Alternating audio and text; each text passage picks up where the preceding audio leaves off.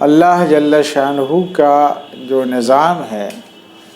اس نظام میں بندوں کو کس طرح نوازتا ہے اللہ، اس کی کئی صورتیں اس نے متعین فرمائی ہیں۔ جیسے رمضان کی خاص راتوں میں اللہ جو ہے مغفرت کرتا ہے، لوگوں کو روزی کے فیصلے کرتا ہے، خاص طور پر شب قدر میں۔ لیکن شب قدر اور رمضان کی راتوں کے علاوہ بھی کچھ ایام ایسے ہیں اور خاص طور پر راتیں ایسی ہیں جن کی بڑی اہمیت ہے، جیسے عیدین کی راتیں ہوتی ہیں، یا عام راتوں میں بھی شب جمعہ ہے، اس میں خدا کی خصوصی رحمت اس طرح نازل ہوتی ہے کہ جو لوگ اخیر شب میں اللہ کو پکارتے ہیں، اس سے کچھ مانگتے ہیں، اللہ ان کو نوازتا ہے، دیتا ہے۔ اور شب برات کہتے ہیں شعبان کے مہینے میں 14ویں شعبان گزار کے دن جو رات آتی ہے، یعنی 15ویں کی شب، وہ ہوتی ہے شب برات۔ برات کہتے ہیں چھٹکارا کو، یعنی جس میں بندہ اپنے گناہوں کو چھوڑنے کا اقرار کرتا ہے اور اللہ کی طرف سے مغفرت کے پروانے ملتے ہیں۔ زندوں کو بھی اور مردوں کو بھی اللہ جو ہے ان کے درجات کو بلند کرتا ہے، ان کی بخشش کرتا ہے۔ تو اہم اور خاص راتوں میں یہ شب برات بھی ہے، اور خاص طور پر حضور صلی اللہ علیہ وسلم نے اس رات کے بارے میں فرمایا ہے، حدیث میں ہے کہ یہ رات جو ہے خاص راتوں میں ہے، اس لیے حضور نے فرمایا ہے کہ اس رات کو عبادت کرو اور دن میں روزے رکھو۔ حضور نے فرمایا ہے کہ شعبان کی رات میں اللہ تبارک تعالیٰ آسمان دنیا پر نزول فرماتے ہیں خصوصی طور پر، اور اللہ کی طرف سے یہ منادی پکارتا ہے کہ ہے کوئی مغفرت کرانے والا جس کی میں مغفرت کروں، ہے کوئی بخشش طلب کرنے والا، ہے کوئی رزق طلب کرنے والا تاکہ میں اسے رزق دوں، ہے کوئی مصیبت میں گرفتار تاکہ میں اس کی مصیبت کو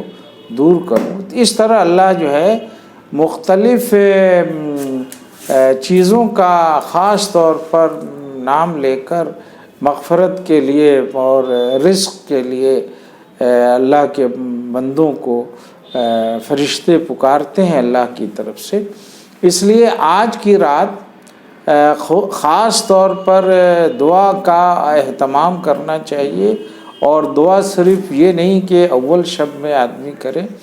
بلکہ صبح صادق سے پہلے اٹھ کر خصوصی طور پر دعا کی جاتی ہے۔ قرآن کریم میں ایک آیت آئی ہے جس سے معلوم ہوتا ہے فیہا یفرق من کل امر حکیم، کہ اس میں اللہ کی طرف سے رزق کے بھی فیصلے ہوتے ہیں اور اہم امور کے فیصلے اللہ جو ہے اس رات کو کرتا ہے۔ ویسے اللہ کے نزدیک تو دن اور رات برابر ہے، اللہ کی ذات تو نور ہے، وہاں کوئی دن اور رات نہیں ہے، لیکن بندوں کے حساب سے اللہ نے ان کی سہولت کے لیے یہ متعین فرمایا کہ بندے فلاں فلاں وقت تو خاص طور پر پکاریں گے تو میں ان کی پکار کو سنوں گا، ان کی دعا کو قبول کروں گا۔ آج کی رات میں یہ بھی ہے کہ مردوں کے لیے ایصال ثواب بھی کیا جائے، ان کے لیے مغفرت کی جائے، اس لیے کہ رسول اکرم صلی اللہ علیہ وسلم کا طریقہ یہ بھی تھا کہ آج کی رات میں وہ جنت البقیع جو حضور کے گھر کے قریب کا قبرستان تھا وہاں تشریف لے گئے تھے، لیکن حضور کی عادت شریفہ یہ تھی کہ اس کے لیے کوئی اعلان نہیں کرتے کہ اجتماعی طور پر لوگ جائیں قبرستان کو، بلکہ حضور گئے اور جو بھی دعا کرنی تھی یا مغفرت کرنی تھی وہاں کر کے آئے، بلکہ حضرت عائشہ رضی اللہ تعالی عنہ کے گھر میں اس رات کو تھے، تو حضور جو گھر سے نکلے تو حضرت عائشہ کو لگا کہ آپ مسجد گئے یا کہیں اور گئے تو انہوں نے آپ کے پیچھے پیچھے وہ بھی گئیں تو دیکھا کہ حضور جنت البقیع میں ہیں اور کچھ دعا وغیرہ کر رہے ہیں۔ تو اس سے ثابت ہوتا ہے کہ قبرستان میں بھی اس رات کو آدمی جا سکتا ہے۔ ویسے تو قبرستان میں زوّر القبور کا حکم ہے کہ قبروں کی زیارت کرنی چاہیے، خاص طور پر والدین کے قبروں کی زیارت ہفتے میں جمعہ کو یا کسی دن بھی ہو، اور زیارت کا مطلب یہ ہے کہ آدمی جائے تو ان کے لیے ایصال ثواب کرے اور دعائے مغفرت کرے۔ حدیث میں ہے کہ 3 چیزیں خاص طور پر مرنے کے بعد بھی فائدہ پہنچاتی ہیں۔ ایک دعا ہے، اور دعا بھی ایصال ثواب کا ایک حصہ ہے، اور دوسرا اگر کوئی صدقہ جاریہ مرنے والا اپنے لیے کر کے جاتا ہے یا اس کے والدین اس کے لیے صدقہ جاریہ کا انتظام کر دیتے ہیں، یا حدیث میں آتا ہے او علم ينتفع بہ، اس نے کوئی کتاب لکھ دی، اس نے کوئی مدرسہ قائم کیا، اس نے کچھ لوگوں کو پڑھایا قرآن اور حدیث یا دوسرے علوم نافعہ، تو اس کا ثواب مردوں کو پہنچتا رہتا ہے۔ اس لیے آج کی رات میں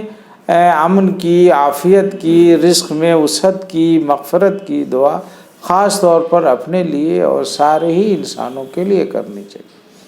اللہ کی ذات رب العالمین ہے،